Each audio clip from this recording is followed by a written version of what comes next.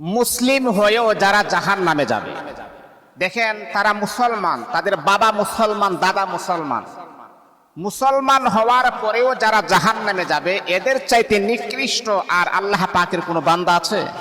আহা, আপনি কেমন মুসলমান যে আপনি মুসলমান হয়েও আপনি জাহান্নামে যাবেন?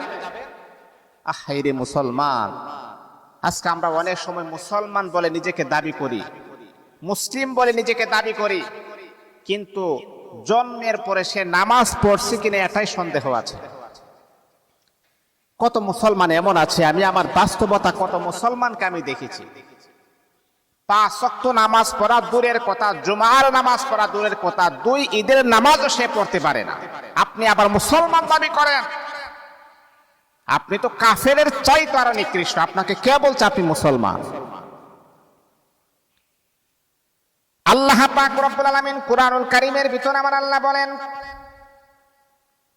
ও বান্দা শোনো শোনো, যদি তুমি নিজেকে ঈমানদার দাবি করো, নিজেকে মুসলমান দাবি করো, নিজেকে মুসলিম বলে পরিচয় দাও, তাহলে মনে রাখতে হবে তোমার কিছু ক্যাটাগরি আছে, তোমার কিছু দায়িত্ব আছে। বান্দারে, সেই দায়িত্বগুলা যদি তুমি পরিপূর্ণভাবে পালন করতে পারো, তাহলেই আমি আল্লাহ পাকের আদালতে তুমি মুসলমান।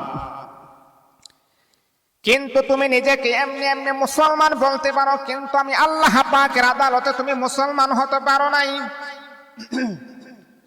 আরে আল্লাহ তাআলার বান্দা শোনো শোনো, যদি তুমি নিজেকে মুসলমানই দাবি করো, তাহলে মনে রাখতে হবে তোমাকে যদি এই কাজগুলা যদি তুমি বারংবার করো, আমি আল্লাহ পাক রব্বুল আলামিন তুমি মুসলমান হওয়ার পরেও আমি আল্লাহ তোমাকে মাফ করব না, এমনকি আমি আল্লাহ তোমার জন্য জাহান্নাম নির্ধারণ করে রেখে দিয়েছি।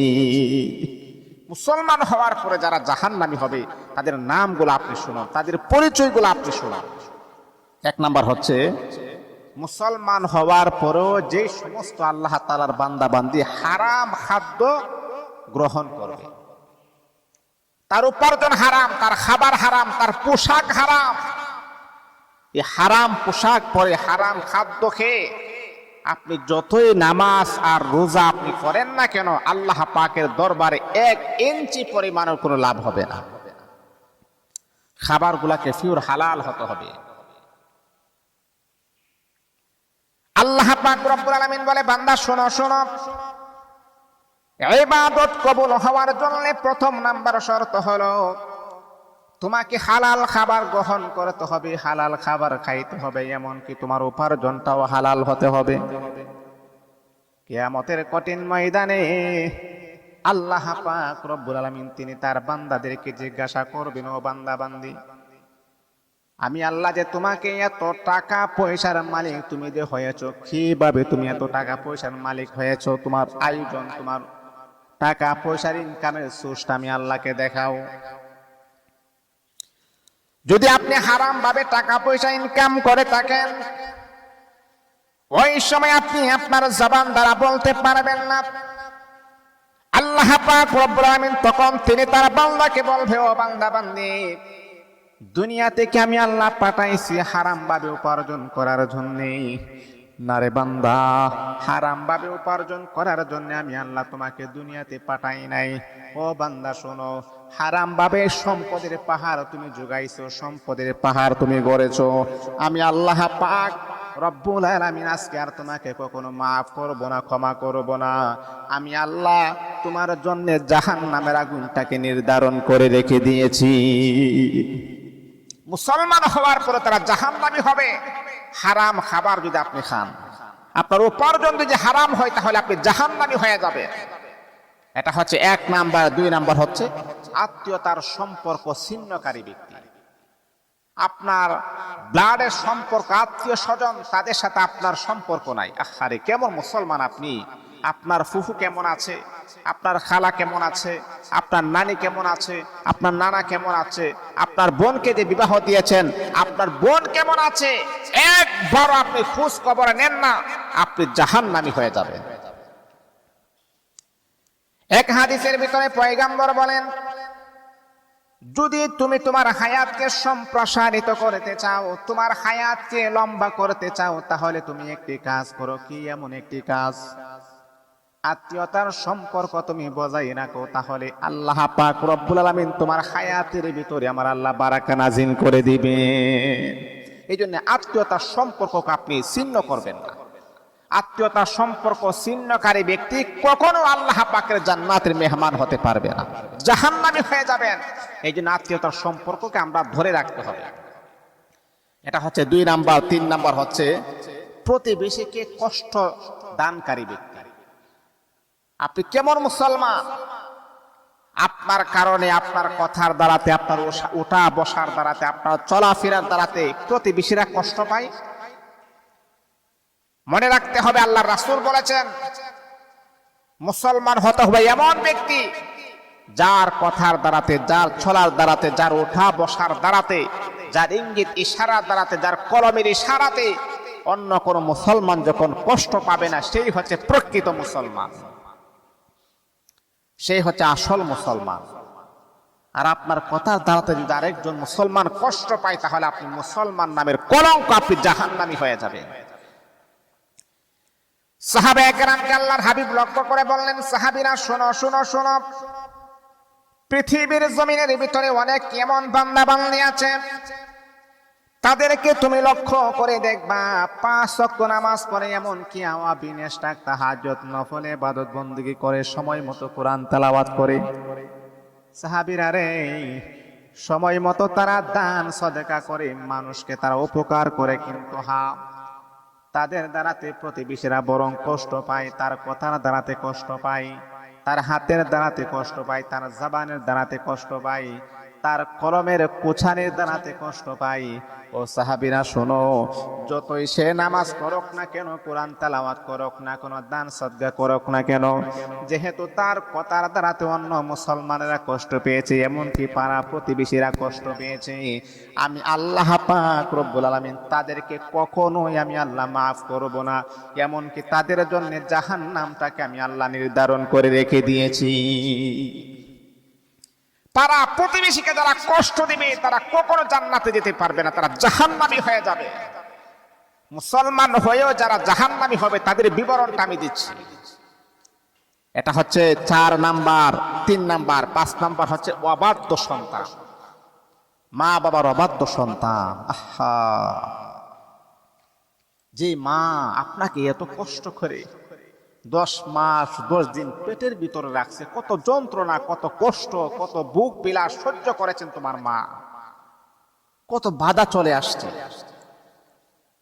10 মাস 10টা দিন পেটের মাঝে কি পরিমাণের কষ্ট করেছেন, যখন আপনি আবার যখন ভূমিষ্ঠ হয়ে পৃথিবীতে আসছেন, তারপরও তোমার মা দিনের পর দিন, দিনকে দিন বলে নাই, রাতকে রাত বলে নাই, এত কষ্ট মুজাহাদা আপনার জন্য করেছেন। আর আপনি বছরের পর বছর যায়, একবারও আপনার মার খোঁজ খবর নিলেন না। মা আপনি কি খেয়েছেন, মা আপনার ঘরে খাবার আছে কিনা, মা আপনার কি অবস্থা, মা আপনার ওষুধ লাগবে কিনা, একবারও আপনি খোঁজ খবর নিলেন না। আপনার মতো অবাধ্য সন্তান কখনো জান্নাতে যাবে দূরের কথা, জান্নাতের ঘ্রাণও পাবে না।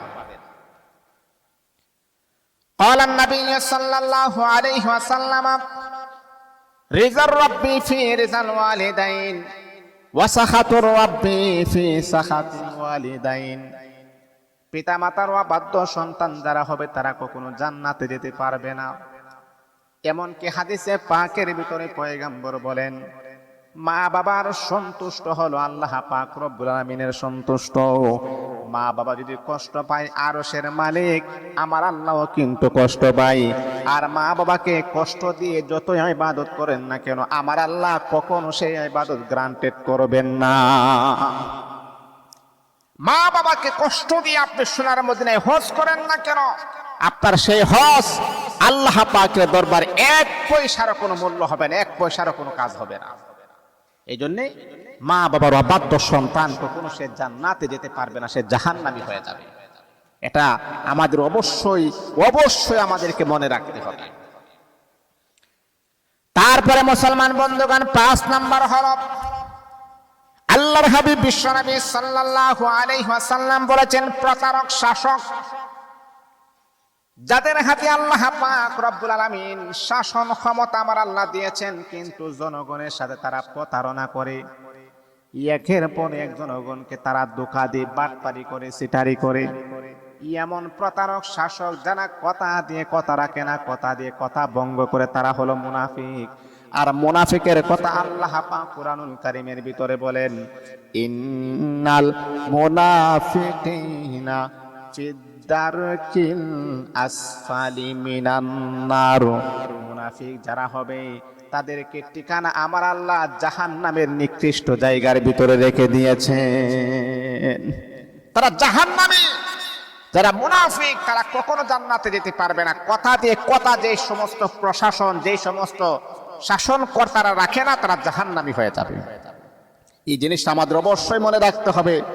তারপরে হচ্ছে আল্লাহ রাসূল আমাদেরকে শিখিয়ে দিয়েছেন, যারা ওয়ারিসকে যারা বঞ্চিত করে। আহা, অনেক সন্তান আছে, অনেক মা বাবা আছে এমন নিজের আপন সন্তানকে ওয়ারিস থেকে বঞ্চিত করেছে।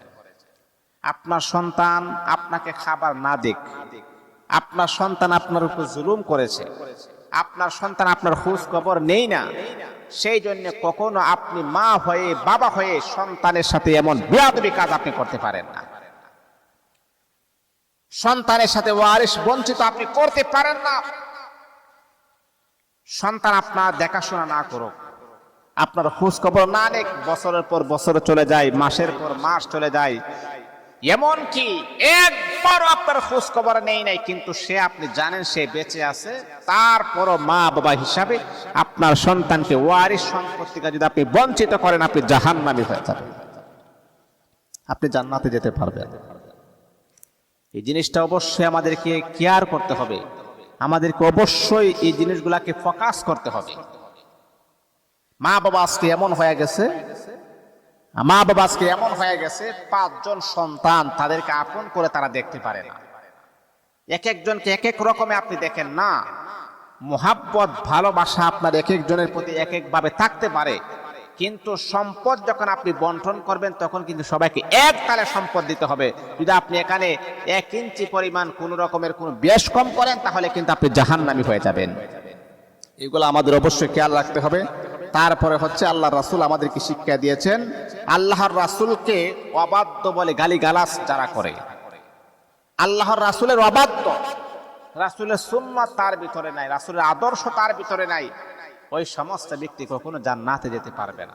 মুহতারাম হাজিরিন, আরো সাংঘিক বিষয় রয়েছে, সময় কম থাকার কারণে সবগুলা বলতে পারি নাই। আল্লাহ পাক আমাদেরকে বোঝার আমল করার জন্য তৌফিক দান করুন।